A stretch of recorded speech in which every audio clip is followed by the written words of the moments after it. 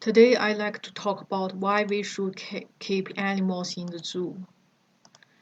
And I believe that everyone has a great memory about zoos, but nowadays there are so many arguments about whether we should keep animals in the zoos. So today I'd like to prove that keeping animals in the zoo is a feasible way for animal protections, especially in contemporary period. And I'd like to illustrate my reasons in three ways. Firstly, the zoos can provide a habitat in a modern society. Secondly, the zoos can take a good care for endangered animals with some professional skills. Thirdly, the education and is about the educations and entertainment contents in the zoo. Now let's move on to my first point, which is about providing a habitat in a modern society.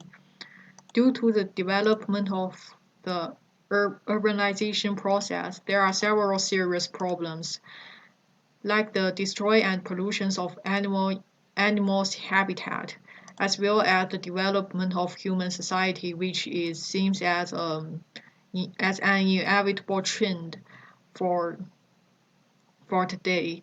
So in this case, building a zoo is a great solution to such kind of contradictory.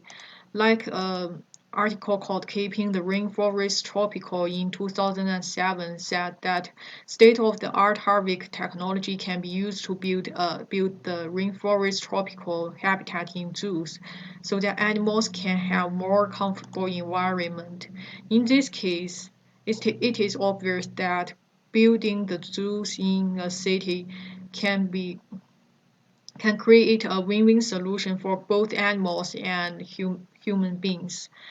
So I just talk about the I just talk about the habitat in the urban cities. Now let's move on to my next point, which is taking good care of rare animals. So like an article called Dilemmas for Natural Living Concepts of Zoo Animal Welfare by Mark James Learmonth in 2019 points out that natural living is a complicated concept. Not all natural environments nor natural behaviors are the benefits to all animals. So keeping animals in the zoo, we can provide the animals with the scientific cares and professional feedings, which is from some zoological experts with their professional knowledges and experience. Typically, in the zoo, we can provide those animals with some trainings. Like the paper is Training Zoo Animal Enriching by Vicky Melfi in 2013, illustrate that husbandry training of zoo animals are associated with several benefits and undoubtedly is a valuable tool for animal protection. So, in conclusion, the professional way to keep the animals cannot be in the zoo cannot be replaced by the natural environment. Now I'll discuss the special care from the zoo. Let's move on to the third point, which is about the entertainment and education for people.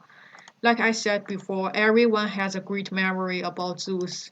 Like as a visitor, they can enjoy as visitors they can enjoy the beautiful scenery and the experience of getting in touch with several different animals in the zoological garden. But most importantly, we can focus on the educational function contained in the zoo. Like in animal protection, letting people know about those animals in the zoo is really important.